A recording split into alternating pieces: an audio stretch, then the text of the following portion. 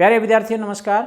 आज हम part number 2 अध्याय नंबर 5 समाजशास्त्र 10+2 उसका अगला प्रश्न करने जा रहे हैं। हमारा प्रश्न है अनुसूचित जाति क्या होती है या अनुसूचित जाति किसे कहते हैं और इनकी सामाजिक तथा आर्थिक समस्याएं कौन कौन सी हैं उनका वर्णन आज हम करेंगे, अर्थात उस पर हम चर्चा करेंगे। तो सबसे पहले हमें पता होना चाहिए कि अनुसूचित जाति है क्या और अनुसूचित जाति शब्द का प्रयोग कब हुआ और किसने किया। तो अनुसूचित जाति भारतीय समाज का एक उपेक्षित वर्ग है।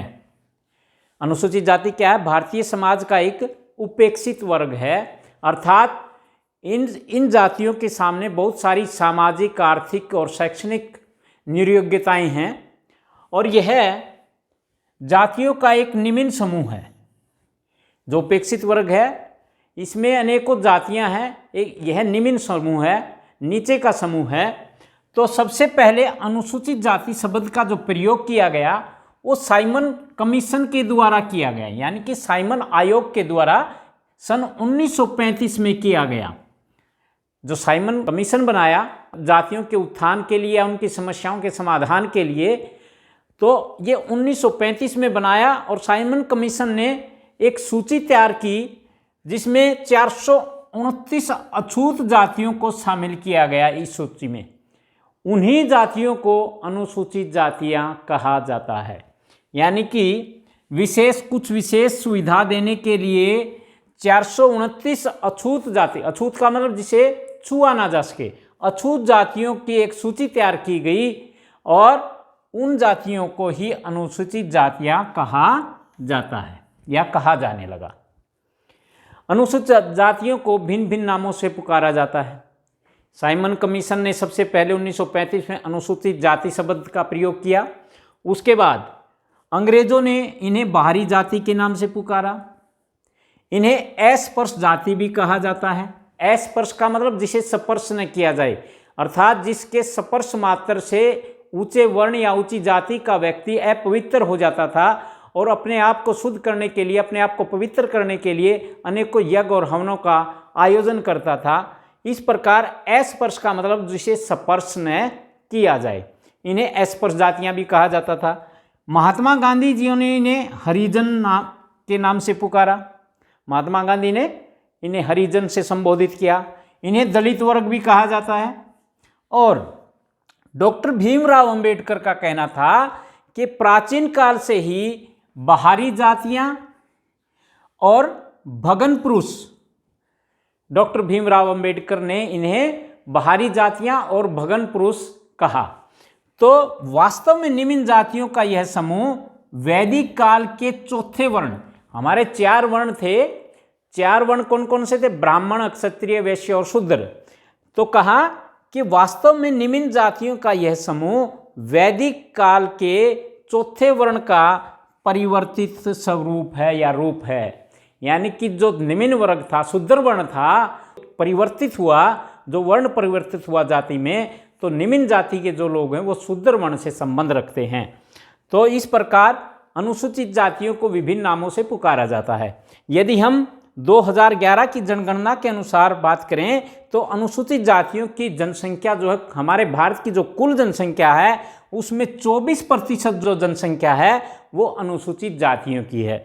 यदि हम राज्यों की बात करें तो उत्तर प्रदेश एक ऐसा राज्य है जहां पर अनुसूचित जातियां सबसे अधिक रहती हैं या अनुसूचित जातियों की जनसंख्या सर्वाधिक पाई जाती है। तो इस प्रकार अनुसूचित जाति शब्द जो है वो साइमन कमीशन के द्वारा सबसे पहले प्रयोग किया गया था।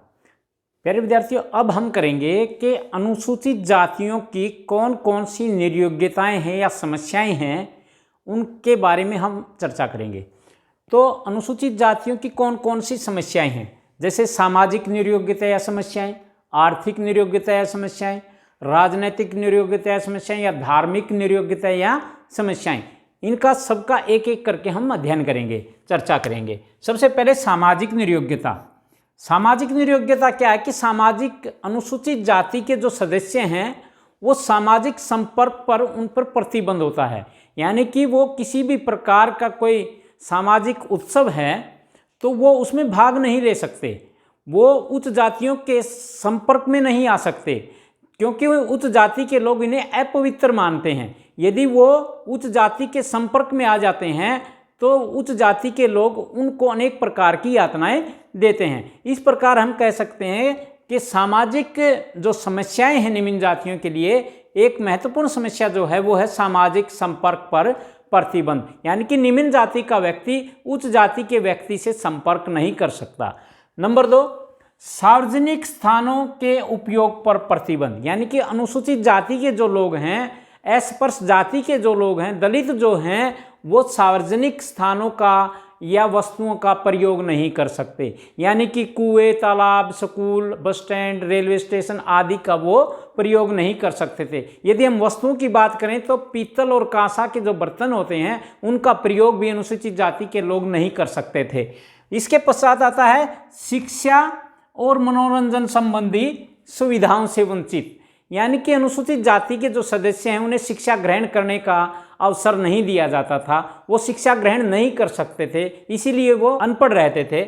इसी प्रकार यदि गांव में कोई मेला लग जाता था या हाट लग जाता था या मनोरंजन की कोई अन्य सुविधा उपलब्ध थी तो वो उसमें भी भाग नहीं ले सकते थे। इस प्रकार की निर्योग्यता भी अनुसूचित जातियों के पास थी, अर्थात शिक्षा और मनोरंजन संबंधी सुविधाओं से वंचित इनको रखा जाता था। उसके बाद आता है आवासीय निर्योग्यता या आवासीय समस्याएं, जहां पर उच्च जाति के सदस्यों के या ब्राह्मणों के जहां पर मकान होते थे या उच्च जातियों के जहां पर मकान होते थे उनके आसपास भी इनके मकान नहीं बनाए जा सकते थे, अर्थात इन्हें गांव के बाहर ही ये अपना मकान या झोपड़ियां डाल सकते थे।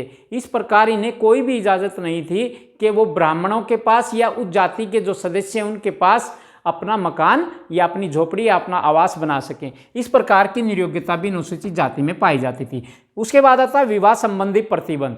जिस प्रकार जाति में क्या है, विवाह संबंधी प्रतिबंध पाए जाते हैं, प्रत्येक जाति का सदस्य अपनी ही जाति में विवाह करता था। इसी प्रकार अनुसूचित जातियों में भी प्रत्येक अनुसूचित, हमारे देश में अनेकों अनुसूचित जातियां हैं, अलग अलग अनुसूचित जातियां, प्रत्येक अनुसूचित जाति का सदस्य अपनी ही जाति में विवाह करता था, दूसरी जाति में विवाह नहीं करता था। इस प्रकार का प्रतिबंध भी अनुसूचित जातियों में पाया जाता, अर्थात विवाह संबंधी प्रतिबंध पाया जाता था।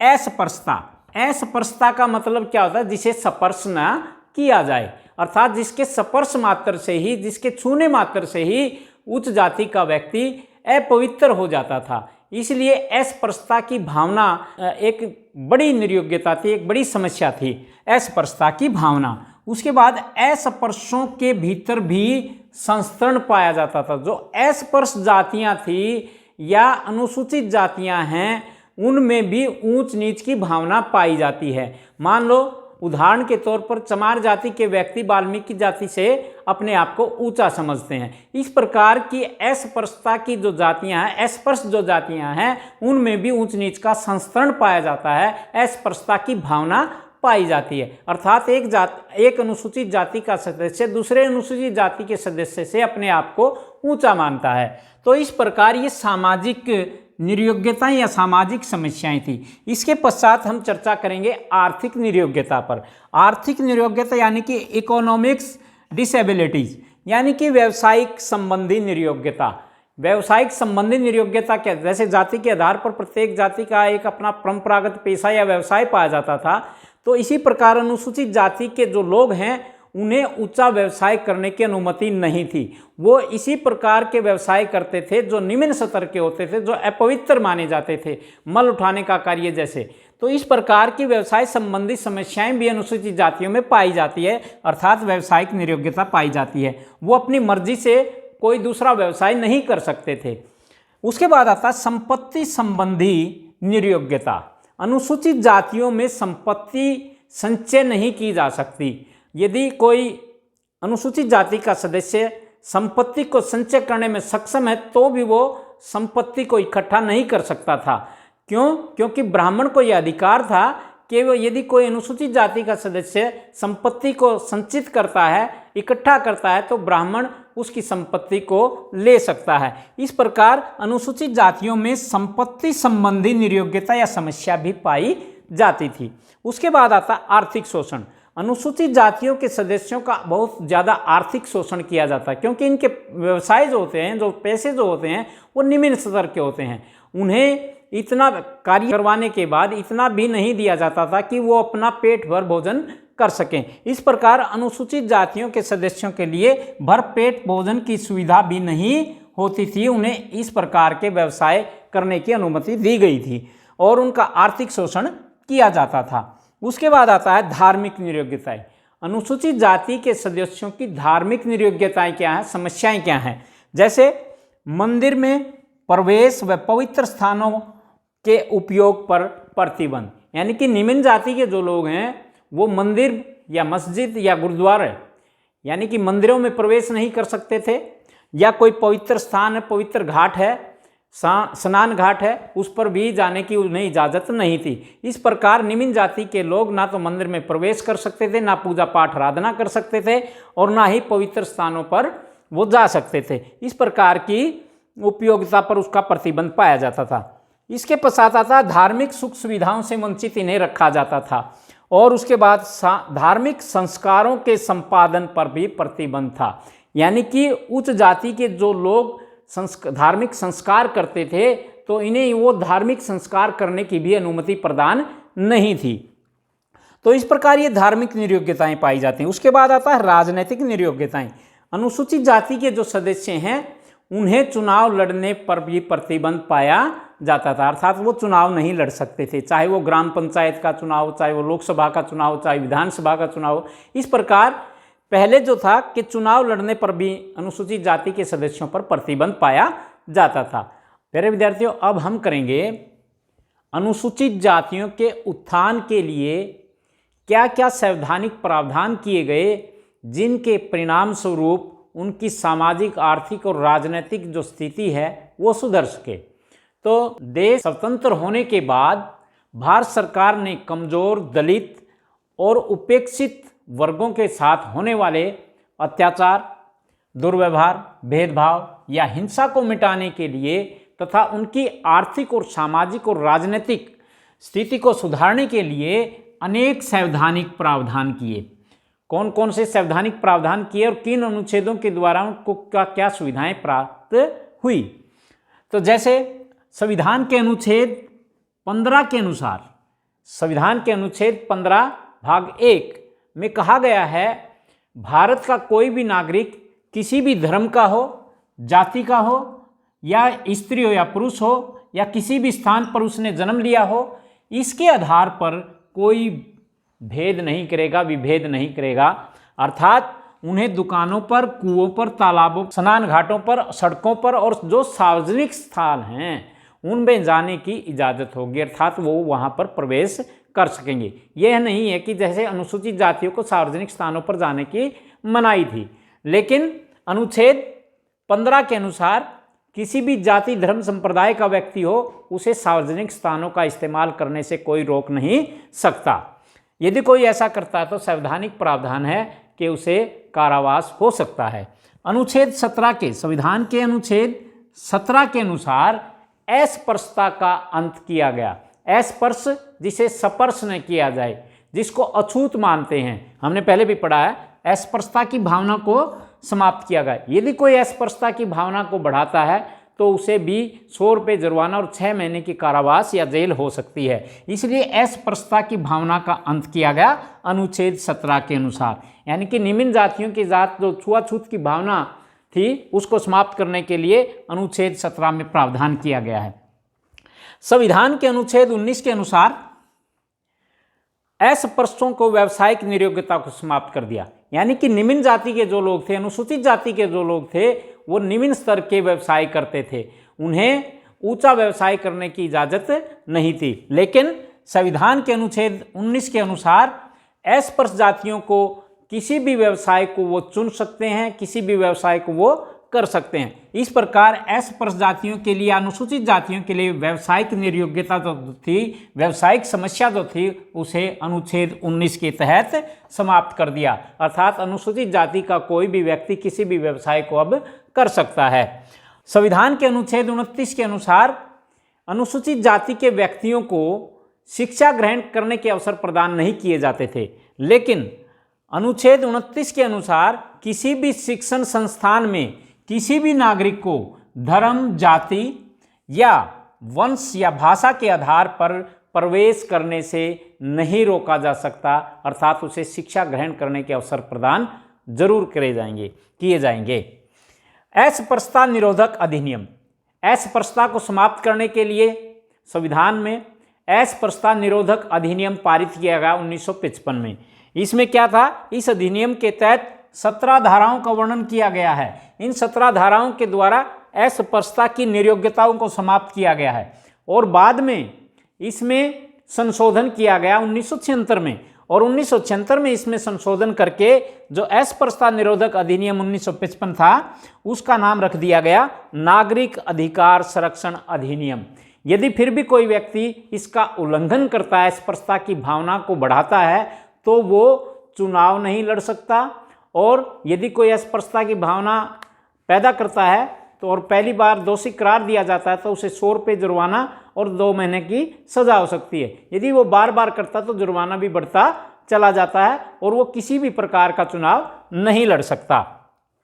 तो इसी प्रकार अनुच्छेद 330, 32 और 34 के अनुसार क्या था कि अनुसूचित जातियों के लिए लोकसभा, विधानसभा और ग्राम पंचायत और स्थानीय निकायों में स्थानों को सुरक्षित किया गया है। लोकसभा में इन स्थानों को सुरक्षित किया गया है कि इन स्थानों पर अनुसूचित जाति के लोग ही चुनाव लड़ सकते हैं। इस प्रकार ये प्रावधान किया गया। इसी प्रकार अनुसूचित जातियों के सुधार के लिए सरकारी नौकरियों में भी प्रतिनिधित्व है, यानी कि जो सरकार द्वारा नौकरियां निकाली जाती हैं, जो सरकारी नौकरियां हैं, उनमें अनुसूचित जाति के सदस्यों की आर्थिक स्थिति सुधारने के लिए खुली नियुक्तियों या खुली प्रतियोगिता द्वारा अखिल भारतीय स्तर की जाने वाली नियुक्तियों में 15% और अन्य में 16.2/3% स्थान अनुसूचित जातियों के लिए नौकरियों में सुरक्षित रखे गए हैं। तो इसी प्रकार अनुच्छेद 146 के अनुसार अनुसूचित जातियों के कल्याण के लिए, उनके हितों की रक्षा करने के लिए अनेकों विभागों की स्थापना की गई, ताकि वो अपने जो भी समस्याएं तो इन विभागों से संपर्क कर सकें। प्यारे बच्चों, अभी हमने किया संवैधानिक प्रावधान। अब हम करेंगे अनुसूचित जातियों के उत्थान के लिए उठाए गए गैर राजकीय पहल या सामाजिक आंदोलनों के द्वारा अनुसूचित जातियों के सदस्यों के लिए, अनुसूचित जातियों के लिए क्या क्या योगदान दिया सामाजिक आंदोलनों ने। जैसे अकेले सरकारी प्रयासों के बलबूते पर सामाजिक परिवर्तन लाना संभव नहीं है, इसीलिए इसके लिए सामाजिक, धार्मिक संगठनों, नेताओं और महापुरुषों को आगे बढ़कर सामाजिक आंदोलनों का नेतृत्व करना पड़ा, ताकि अनुसूचित जातियों के उत्थान के लिए, उनकी समस्याओं के समाधान के लिए कार्य किया जाए। तो आज़ादी से पहले ऐसे अनेकों संघर्षों और सामाजिक आंदोलन किए गए, जिसके परिणाम स्वरूप अनुसूचित जातियों के जो समस्याएं थी उनका उत्थान किया गया, उनकी समस्याओं का हल किया गया। उनमें जो सामाजिक या महापुरुष थे, जैसे ज्योतिबा फूले थे, पेरियार थे, ईओसी दास थे, डॉक्टर भीमराव अंबेडकर थे, महात्मा गांधी थे, महर्षि दयानंद थे, इन लोगों ने अनुसूचित जातियों के उत्थान के लिए अनेकों सामाजिक आंदोलन चलाए, अनेकों सामाजिक आंदोलनों में भाग लिया और संघर्ष किया, ताकि इनकी स्थिति में सुधार किया जा सके। इसी प्रकार अनुसूचित जातियों के कल्याण के लिए स्वयंसेवी संगठनों ने भी बहुत महत्वपूर्ण योगदान दिया। वह स्वयंसेवी संगठन कौन कौन से थे जिन्होंने अनुसूचित जातियों के उत्थान के लिए कार्य किया, उनकी समस्याओं या नियोग्यताओं को समाप्त करने के लिए कार्य किया। जैसे हरिजन सेवक संघ नई दिल्ली हरिजनों के उत्थान के लिए कार्य कर रही है, अनुसूचित जाति के लोगों के उत्थान के लिए कार्य कर रही है। इसी प्रकार हिंद स्वीपर आदिम जाति सेवक संघ, इन्होंने अनुसूचित जाति और अनुसूचित जनजाति के लोगों के लिए काम किया, जो कि दिल्ली में है।